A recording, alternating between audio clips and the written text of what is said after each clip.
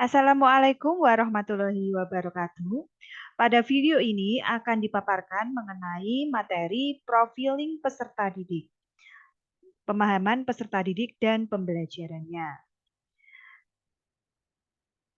Ya, saya sendiri Elsa Ari Astuti, beserta kelompok saya yaitu Muhammad Mukmil Jamil, Farah Nuroma, dan juga Sulistiawati.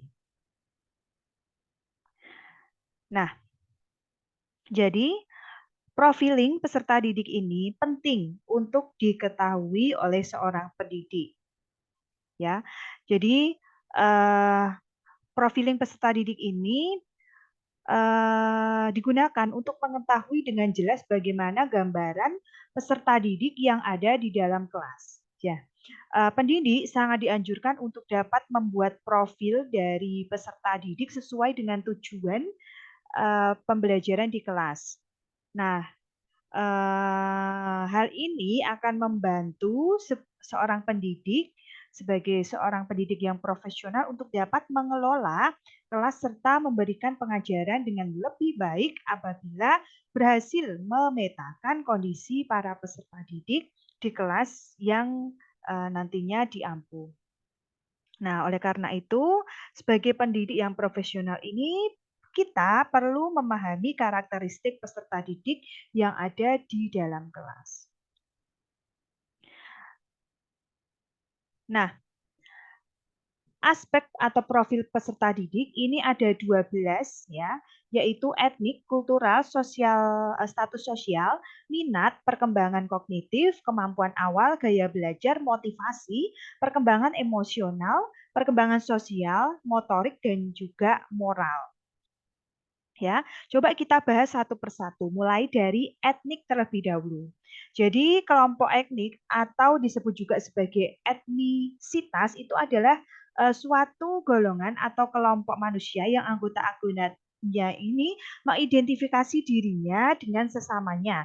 Biasanya berdasarkan dari garis keturunan yang dianggap sama. Nah, misalnya nih ada siswa yang ternyata berasal dari etnik Papua ya atau dari suku Asmat. Ini cenderung memiliki kulit yang berwarna gelap.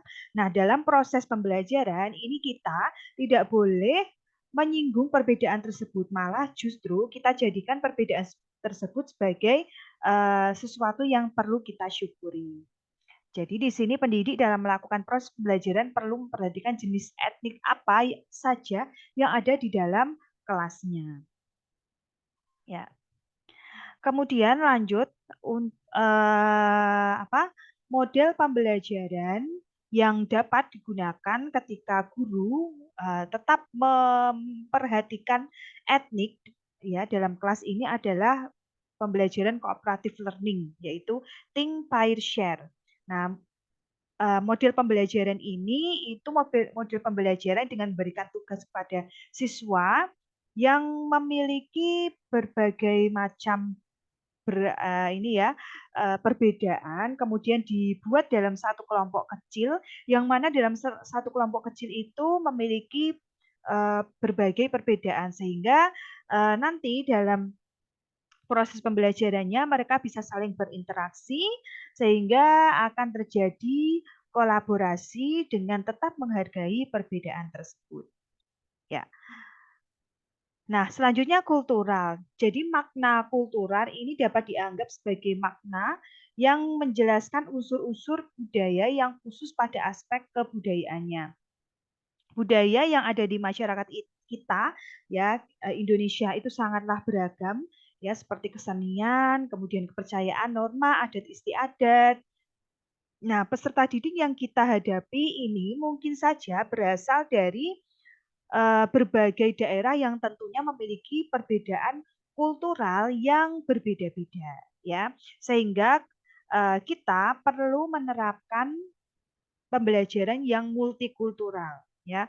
Budaya yang ada di masyarakat kita ini sangat beragam memang ya sehingga pembelajarannya itu kita sesuaikan ya yaitu pembelajaran yang multikultural sehingga pendidik dalam melakukan proses pembelajaran ini harus mampu menyikapi keberadaan budaya yang ada di kelasnya.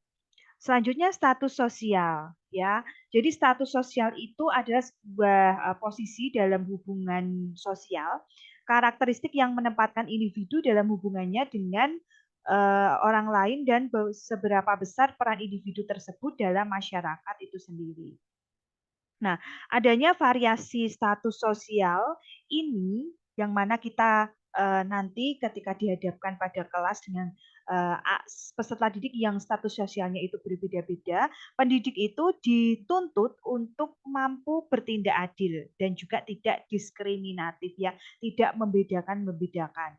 Nah, strategi pembelajaran ini bisa diterapkan pada saat jam pelajaran berlangsung dalam bentuk perhatian dan semangat.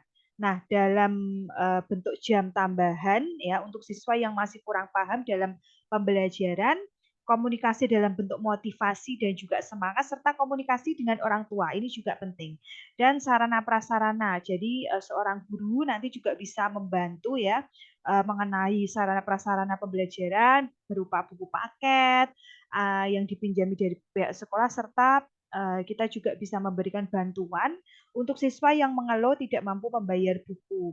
Dengan adanya fasilitas yang diberikan guru kepada siswa yang mana status sosialnya itu dianggap kurang gitu ya, siswa ini nantinya akan menjadi lebih semangat ketika kita berikan bantuan, termotivasi dan tercukupi dalam proses pembelajaran. Nah, di sini tentunya nanti atas kesepakatan antara guru, peserta didik, orang tua, dan pihak-pihak terkait. Nah, kemudian minat. Di sini minat itu sangat berperan penting dalam proses pembelajaran karena setiap siswa dalam satu kelas itu kan tidak hanya terdiri dari 5 sampai 10 siswa saja, tapi beragam ya, banyak sekali di mana beragam siswa tersebut memiliki minat yang juga berbeda-beda. Di sini indikator minat siswa ya, itu perasaan senang. Jadi perasaan senang dalam melakukan sesuatu atau terhadap suatu hal ini bisa dijadikan suatu indikator bahwa siswa tersebut menyukai atau berminat dalam kegiatan tersebut. Kemudian ketertarikan peserta didik, perhatian dalam belajar, keterlibatan siswa dalam kegiatan pembelajaran. Kalau dia sangat terlibat, banyak terlibat, berarti siswa tersebut itu memiliki minat terhadap mata pelajaran tersebut. Kemudian manfaat dan fungsi mata pelajaran. Ya, selanjutnya perkembangan kognitif. Nah, ini perkembangan kognitif ini mempengaruhi guru dalam memilih dan menggunakan metode pendekatan pembelajaran, metode, media, dan juga jenis evaluasi yang akan digunakan. Kemampuan awal ini juga merupakan salah satu profiling atau karakteristik peserta didik ya, di mana kemampuan awal ini dijadikan sebagai dasar untuk mengetahui kondisi awal dari peserta didik tersebut. Sehingga nanti ketika seorang guru merancang proses pembelajaran itu bisa diperhatikan dan bisa mulai dari kemampuan awal siswa tersebut.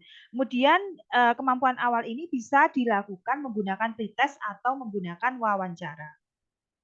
Nah, karakteristik siswa selanjutnya itu mengenai gaya belajar. Gaya belajar sendiri itu merupakan kombinasi antara cara seseorang dalam menyerap pengetahuan dan cara mengatur serta mengolah informasi atau pengetahuan yang didapat. Gaya belajar peserta didik di sini itu berbeda-beda ya. Ada yang menggunakan gaya belajar visual, jadi dia dengan melihat itu dia bisa eh, melakukan pembelajaran. Kemudian ada siswa juga yang menggunakan auditori, jadi menggunakan pendengaran sebagai proses untuk menyerap pengetahuan. Kemudian kinestetik ini dengan melakukan gerakan dan writing and reading. Nah, selanjutnya itu tentang visual learning. Jadi seseorang yang memiliki gaya belajar visual learning, ini dia lebih prefer atau lebih cenderung lebih suka melihat informasi, memvisualisasikan informasi di kepalanya dan lebih suka melihat grafik, gambar dan juga peta. Nah, tips belajarnya nanti bisa menggunakan color coding atau kode warna, flashcard, drawing dan juga sticky notes.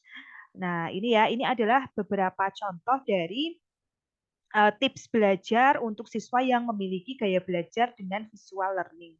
Selanjutnya auditory learning. Jadi siswa menggunakan proses pendengarannya dalam proses pembelajaran. Di sini ciri-cirinya ini menggunakan telinga dalam proses pembelajaran, kemudian lebih suka mendengarkan daripada menulis, daripada melakukan, ya daripada melihat. Nah, selalu dapat mengingatkan perkataan orang lain. Nah, tips belajarnya itu bisa dengan membaca dengan suara keras, kemudian diskusi dengan partner, podcast, dan juga voice memo. Nah, untuk kinesthetic learning, ciri-cirinya itu learning by doing. Jadi, dengan melakukan proses pembelajarannya itu bisa dilakukan oleh siswa itu dengan melakukan suatu aktivitas atau kegiatan.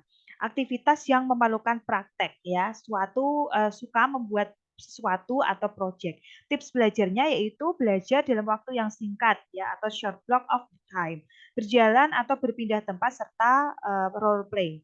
Selanjutnya itu reading and writing learning. Jadi siswa di sini memiliki ciri-ciri belajar dengan membaca, menulis sesuai dengan yang mereka serap dan menulis dengan dalam catatan kecil. Nah, untuk uh, tips belajarnya ini bisa dengan mereview bahan ajar kelas, mengunjungi perpustakaan, membuat catatan kecil serta menulis ulang teks dengan bahasa sendiri. Selanjutnya karakter prestadik yaitu motivasi. Motivasi itu merupakan dorongan yang timbul pada diri seseorang secara sadar maupun tidak sadar untuk melakukan suatu tindakan dengan tujuan tertentu. Ya. Nah, motivasi ini dibagi menjadi dua yaitu motivasi ekstrinsik dan juga intrinsik. Di mana untuk motivasi ekstrinsik itu adalah dorongan dari luar diri peserta didik ya. Misalnya ingin seperti bintang, ingin mendapatkan hadiah, takut hukuman, dan lain-lain. Untuk yang intrinsik, ini adalah motivasi yang berasal dari diri peserta didik tersebut. Contohnya rasa ingin tahu, rasa memiliki, merasa bermanfaat. Nah, selanjutnya adalah perkembangan emosi, di mana proses belajar anak dalam menyesuaikan diri untuk memahami keadaan serta perasaan ketika berinteraksi dengan orang-orang di lingkungannya yang diperoleh dengan cara mendengar, mengamati, dan meniru hal-hal yang dilihatnya itu merupakan perkembangan emosi ya. Faktor yang mempengaruhi perkembangan emosi diantaranya yaitu kondisi dari peserta didik itu sendiri. Kemudian faktor belajar, konflik dalam proses perkembangan serta lingkungan keluarga dari peserta didik tersebut. Nah, emosi ini sangat berperan dalam membantu mempercepat atau justru memperlambat proses pembelajaran. Emosi juga berperan dalam membantu proses pembelajaran tersebut menjadi menyenangkan atau lebih bermakna. Suasana emosi yang positif atau menyenangkan atau tidak menyenangkan membawa pengaruh pada cara kerja struktur otak manusia dan akan berpengaruh pula pada proses dan hasil belajar. Nah, selanjutnya yaitu perkembangan sosial. Nah, ini merupakan tingkatan kemampuan peserta didik berinteraksi dengan orang lain dan menjadi masyarakat di lingkungannya. Sedangkan perkembangan moral itu merupakan sumber atau acuan untuk menilai suatu tindakan, menilai kriteria nilai yang berimplikasi pada takaran kualitatif. Dan yang terakhir, karakteristik peserta didik yaitu perkembangan motorik. Nah, ini proses yang sejalan dengan bertambahnya usia secara bertahap dan berkesinambungan, di mana gerak individu meningkat dari keadaan sederhana, tidak terorganisir, dan tidak terampil ke arah penguasaan keterampilan motorik yang kompleks dan terorganisir dengan baik. Nah, motorik ini dibagi menjadi dua, yaitu motorik kasar yang dipengaruhi oleh kematangan anak itu sendiri. Sedangkan untuk motorik halus itu dipengaruhi kesempatan untuk belajar dan berlatih. Nah, implikasinya adalah sekolah dan guru sebagai seorang guru yang profesional ini dapat menggunakan strategi pembelajaran metode yang tepat dan dapat menyediakan memanfaatkan alat media dan sumber belajar yang memadai untuk mendukung proses perkembangan motorik ya. Jadi ketika kita sebagai seorang pendidik yang profesional, kita perlu memperhatikan ke-12 karakteristik peserta didik tersebut gitu ya. Baik, terima kasih untuk video kali ini. Semoga bermanfaat. Assalamualaikum warahmatullahi wabarakatuh.